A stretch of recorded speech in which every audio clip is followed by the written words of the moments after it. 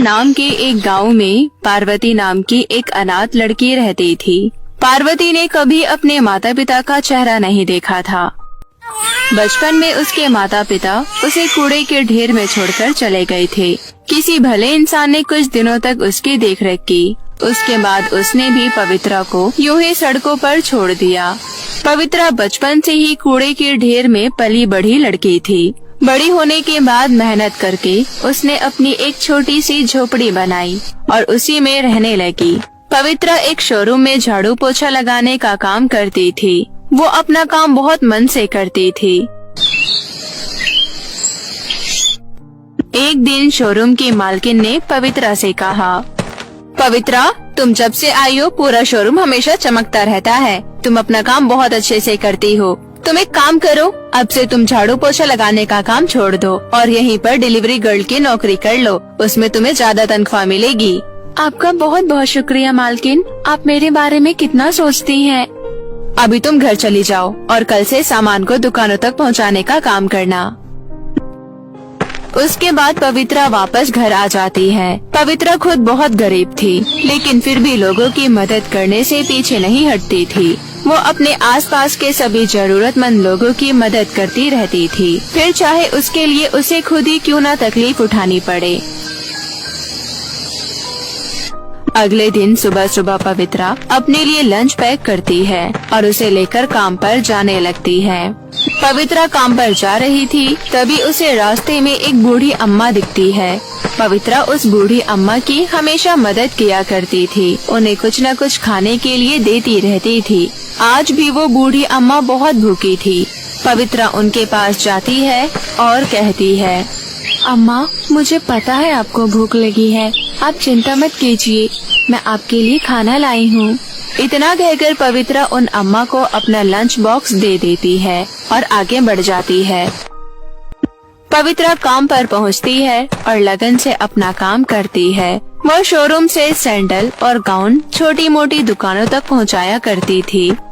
इस काम से वैसे तो वो काफी थक जाती थी, लेकिन उसे पैसे भी अच्छे खासे मिल रहे थे। काम करके पवित्रा जब घर आने लगती है तो उसको रास्ते में एक लड़की दिखती है जो कि बहुत ज्यादा रो रही थी। पवित्रा उस लड़की के पास जाती है और कहती है, क्या बात है, तुम इतना क्यों रो रही हो और तुम्हारा नाम क्या है? मेरा नाम अंजलि है। मैं अपनी सौतेली माँ के साथ रहती हूँ। वो मुझ पर बहुत अत्याचार करती है। उसने मुझे घर से निकाल दिया। मैं बेसहारा हो गई हूँ। मेरे पास ना तो रहने के लिए घर है और ना ही खाने के लिए खाना, और मेरे पिताजी भी अब इस दुनिया में नहीं रहे। पवित्रा को अंजलि के बारे में जानकर बहुत बुरा लगता है। उसने अपना बचपन बहुत ही ज्यादा बेकार तरीके से बिताया था, इसलिए वो नहीं चाहती थी कि किसी का भी बचपन उसके नजरों के सामने खराब हो। वो अंजलि से कहती है, अंजलि, तुम बिल्कुल निराश मत हो। पास में ही मेरी एक झोपड़ी है, मैं उसी में रहती हूँ। तुम मेरे साथ चलो और जब तक तुम्हारा मन करे तब तक तुम वहाँ रहना। अंजलि पवित्रा का धन्यवाद करती है और उसके साथ उसके घर तक जाने लगती है। घर पहुंचने के बाद पवित्रा अंजलि को खाने के लिए खाना देती है। पेट भर खाना खाने के बाद अंजलि कहती है, आपका बहुत बहुत शुक्रिया दीदी, आपने मेरी मदद की। मुझे बहुत जोर की नींद आ रही है, क्या मैं सो जाऊं? अरे हाँ हाँ, इसमें भी भला कोई पूछने की बात है। तुम खाट पर सो जाओ, मैं जमीन पर सो जाऊंगी। पवित्रा अंजलि को खाट पर सुला देती है और खुद जमीन पर सो जाती है। पवित्रा पवित्र मन से अंजलि की सेवा कर रही थी, लेकिन अंजलि एक बहुत ही चतुर और चालाक लड़की थी।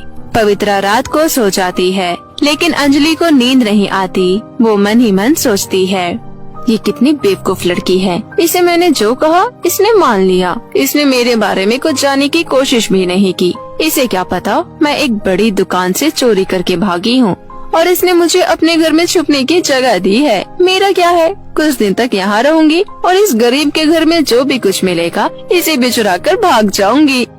कौन सा मेरा इस दुनिया में कोई है। ये सब सोचकर अंजलि सो जाती है। अगले दिन पवित्रा काम पर चली जाती है और इधर अंजलि पवित्रा के पूरे घर की छानबीन करने लगती है, लेकिन उसे पवित्रा के घर में कुछ नहीं मिलता। ओहो, मैं भी कितनी गरीब लड़की के घर में आ गई हूँ। इसके घर में तो खुद ही कुछ नहीं है। दूसरी तरफ पवित्रा अपना सामान दुकानों में डिलीवर कर रही थी।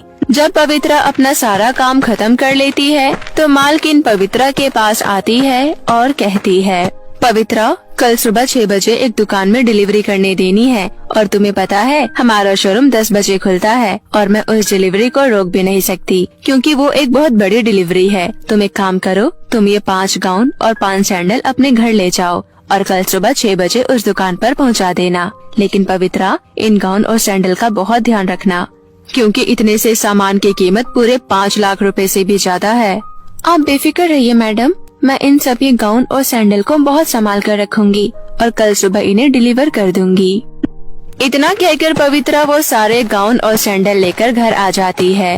अंजलि पवित्रा के हाथ में इतना कीमती गाउन और सैंडल देखकर हैरान हो जाती है और कहती है, अरे दीदी, आपके हाथ में इतना कीमती गाउन और सैंडल कहाँ से आए? ये तो दिखने में बहुत सुंदर लग रहे हैं।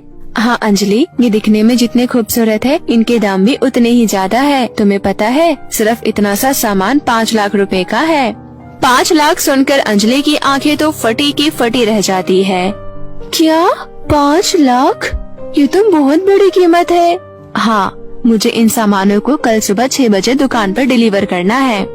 पवित्रा की बात सुनकर अंजलि मन ही मन सोचती है, मैं इतने महंगे गाउन और सैंडल को आज रात ही चुरा कर ले जाऊंगी और इन्हें किसी दुकान में बेचकर लखपति बन जाऊंगी।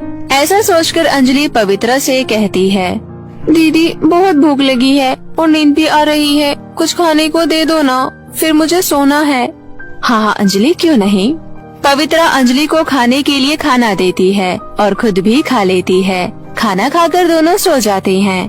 आधी रात को जब पवित्रा गहरी नींद में सो रही थी तब अंजलि उठती है और चुपके से वो सभी गाउन और सैंडल चुराकर वहाँ से भाग जाती है।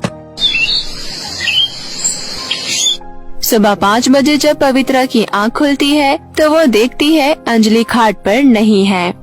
अरे, ये अंजलि इतनी सुबह सुबह कहाँ चली गई? शायद बाहर टहलने गई होगी। मैं फटाफट तैयार होकर गाउन और सैंडल डिलीवर कर आती हूँ।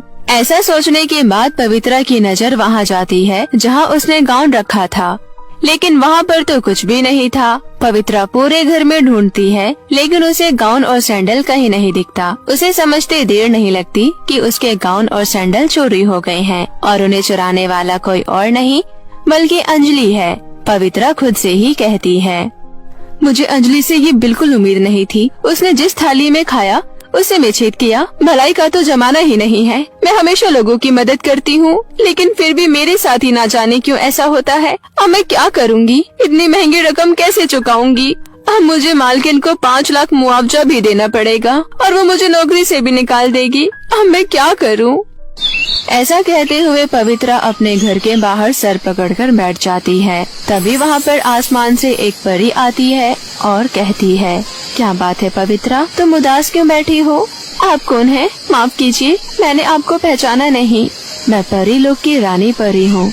तुम हमेशा लोगों की मदद करती हो। मैंने देखा आज तुम्हें मदद की जरूरत है, इसलिए मैं यहाँ तुम्हारी मदद करने आई हूँ। बताओ क्या परेशानी है?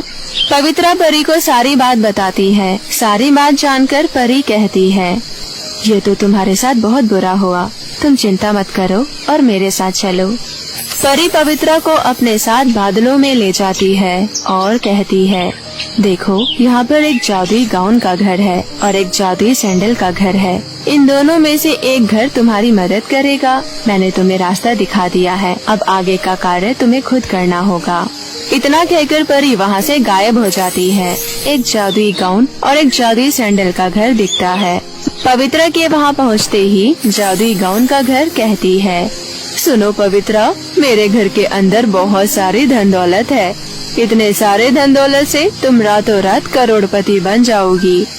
तभी जादुई सैंडल के घर में से आवाज आती है, पवित्रा, मेरे घर के अंदर कोई धन दौलत नहीं है, लेकिन 5 कीमती गाउन और 5 कीमती सैंडल है। तुम इन्हें लेकर दुकान पर डिलीवर कर सकती हो और अपना जीवन साधारण तरीके से व्यतीत कर सकती हो। पवित्रा का ये फैसला सुनने के बाद जादुई गाउन का घर वहाँ से गायब हो जाती है। फिर पवित्रा जादुई सैंडल के घर में जाती है और कीमती गाउन और सैंडल को लेकर